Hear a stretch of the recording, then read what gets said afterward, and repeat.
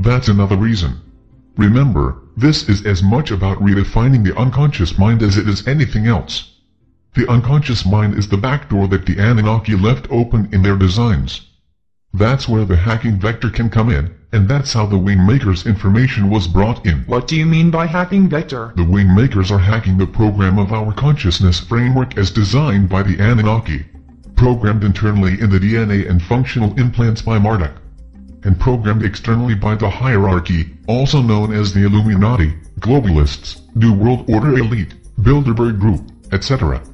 The WingMakers must come into these programs from vectors that are less protected or defended by sensors, and have the potential for quick spread.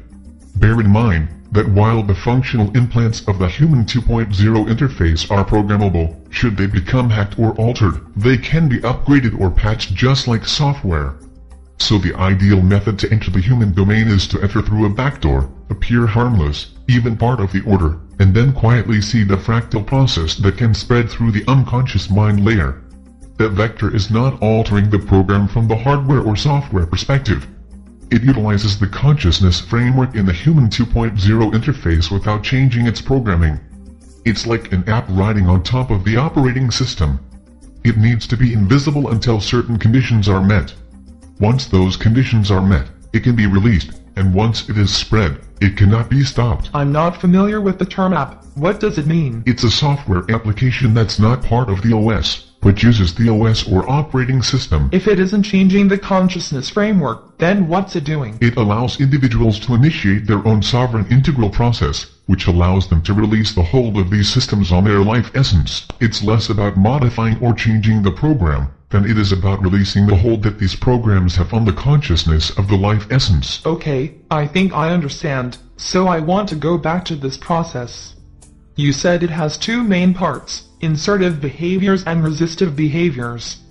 You also mentioned something about breath, but I didn't hear you say anything specific about it. Yes, the breath is an important way to bring you into self-awareness. It's like a quantum light turning on that illuminates your life essence, that part of you that is not of the Human 2.0 interface. You're able to sense and begin to re-experience this infinite being that is you. The breath is something that anyone can use without a lot of complication, and obviously, it's always with you. It doesn't require any technology or expertise. It's really just a way to shift attention to the core of yourself. The WingMakers write about quantum breathing or quantum pause. It's a technique from Philosophy 7. Can you explain it? It's very simple. You breathe in through your nose for about 2 to 4 seconds, or whatever's comfortable for you. Once you've filled your lungs, you pause, or hold your breath, for the same amount of time you breathed in. While you're in the pause, holding your breath, feel it like a suspension of time, and fill that space with the feeling of I am. Okay, sorry to interrupt, but tell me again, what is the I am feeling? How do you define it? It's the sovereign aspect of consciousness. It's not the personality that defines your human experience, or you typically associate with as yourself. It is the infinite consciousness of you. It is also one. High is one. It is one thing, infinite life. It is not the mind, nor the heart, nor the body, nor the feelings and emotions of the personality. It is singular in its depth and silence. Okay, go on. After you hold the breath in your lungs, and anchor it with the I am feeling, you exhale through your mouth, again for the same period of time, and then you pause again. Your lungs are empty, and as you pause, you hold the feeling of we are. Then you repeat this cycle until you feel you're done. Can you explain the we are feeling, too? This is a sense of connection to all. The sense that you are connected, and that the I am feeling you held a moment ago is being shared with all. I use the out-breath pause to place any of the heart virtues that I'm working on at the time. For example, I might be working on the virtue of compassion in my personal life, and I can hold that feeling in that out-breath pause, and imagine it as being shared with all. I think I understand what you're saying, and I don't want you to take this the wrong way, but how can this possibly compete with the globalist agenda of world takeover? It's a fair question. But look at the reality. There are many who've protested this enslavement. Throughout history there have been people that have come to this realization through various means, and they alerted people to this deception. They may call it a conspiracy, without really understanding the depth of this deception, or its ultimate plan, but in whatever way they know of this, and at whatever level, they all experience fear. The fear is that we're powerless to stop them. The capstone of the elite have been planning this for more than 11,000 years. Before Human 2.0 even existed, the plot was devised. They have powerful interdimensional beings that know humanity on an intimate level, because they literally created the human being, and they can program humanity with such granularity as to define our life paths down to our day-to-day choices. How can one possibly defeat such an antagonist? They have the money, they have the politicians in their pockets, they have the defense and protection, they have the powerful relationships everywhere in the world, and they have the most powerful technology, in terms of surveillance and weapons. Their innermost circle is impenetrable. We can be wide awake and aware of what's happening, but awareness doesn't suddenly, in itself, change the chessboard. They taunt us to protest. Wave your signs, publish your websites, fling your fists to the sky, investigate all you want, it won't change a thing. They will tell us to our faces that their power is inexhaustible. This is how they think. They want us to feel this futility and have this overriding sense that the endgame is unavoidable. They want us to believe that we are powerless. Remember, they are securing the world and its populations for the return of Anu. That is their program, and while only the capstone of the elite understands this plan, it is enough, because the downstream operatives are loyal, programmed entities. All one needs to do is to watch Madeleine Albright in that 60 Minutes interview, and you will understand how they have been programmed to think. I don't think I saw that. What did she do? About a year and a half ago, Leslie Stahl of 60 Minutes asked the U.S. ambassador to the United Nations, Madeleine Albright, if the death of 500,000 children was worth the price to essentially punish Saddam Hussein. Albright responded that it was. You see, this is the enemy that holds power. If they can justify killing children, they can do anything. The WingMakers have written that it isn't the protests that will change this enemy. If we shout at them and practice resistance with our guns in the street, they will only squash us. To bring their objective to a halt, we need to push down the wall, and we can do this by being practitioners of the sovereign integral process or anything similar. If human beings become self-aware, deprogrammed entities, who understand specifically how we have been enslaved and for what reason, we can collectively push down the wall that separates us from our true selves. This creates a chain reaction that affects everyone, including the capstone of the elite. The wall falls for them, too. It's using the consciousness of the life essence to reveal the human 2.0 consciousness as an invented reality.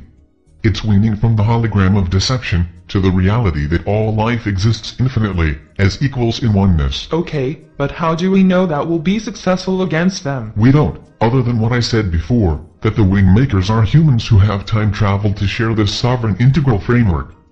I realize this sounds like science fiction meets David and Goliath. I can appreciate that, but I'm explaining what I know as directly and honestly as I can describe it. If anyone hears this interview, assuming it's released sometime in the future, then you can decide for yourself if what I say stands up to your scrutiny. I would just caution some to consider the possibility that should you dismiss it, your reaction could be a programmed response. It is your consciousness framework that is sensing and responding.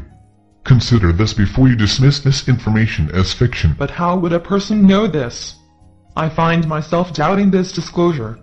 I don't find it very plausible. As a journalist, I'm trained to be suspicious of sources, and as much information as you've shared with me, I find myself wondering how this is possible, and I haven't heard about it. The hierarchy practices deception by controlling the buttons on the machine of absolute power. This machine is. But you yourself said the internet was not something that they wanted to get out. True, but whatever technology is released, they will find a way to use it to their advantage. It doesn't matter what the technology is, they will find a way to subvert it, modify it and use it for their agenda.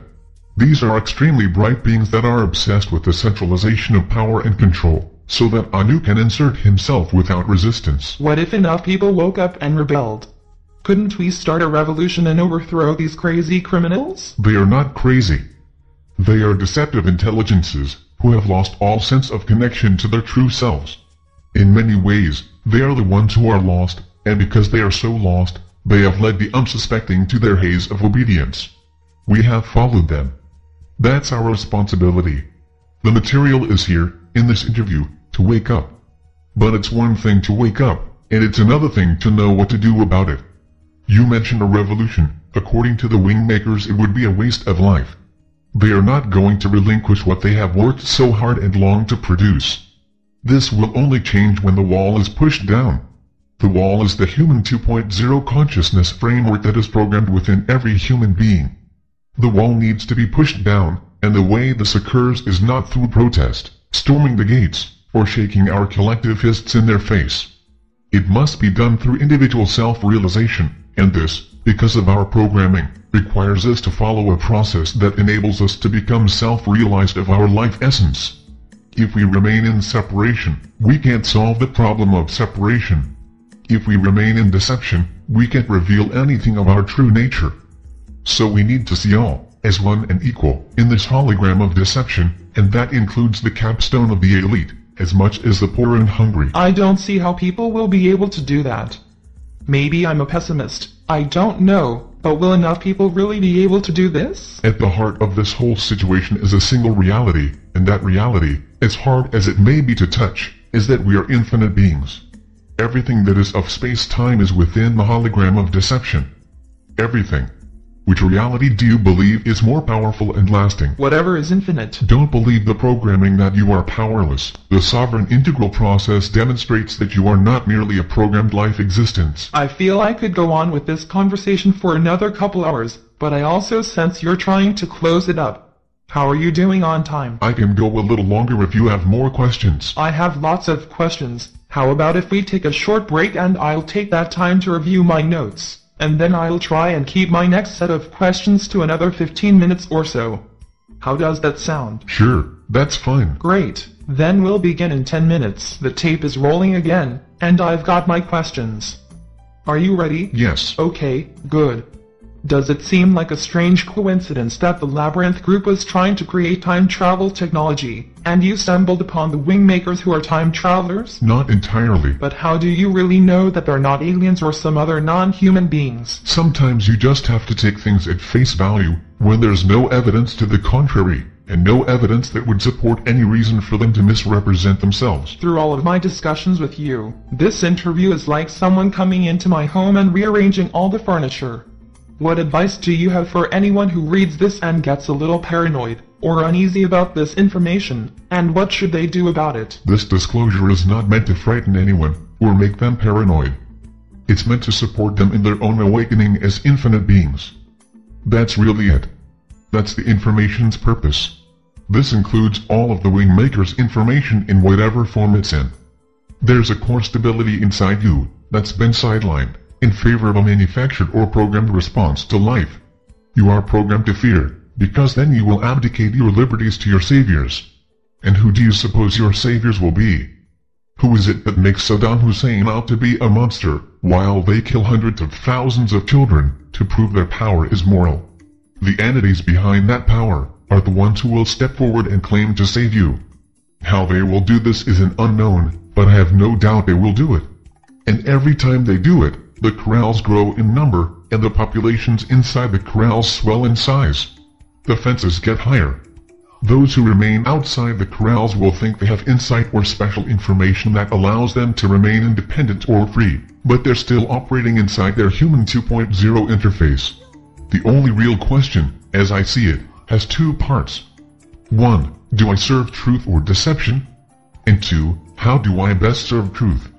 If you feel that the best way to serve truth is to protest, resist, build awareness about what is happening in the world, then do that, but I would recommend doing it from a non-polarity perspective.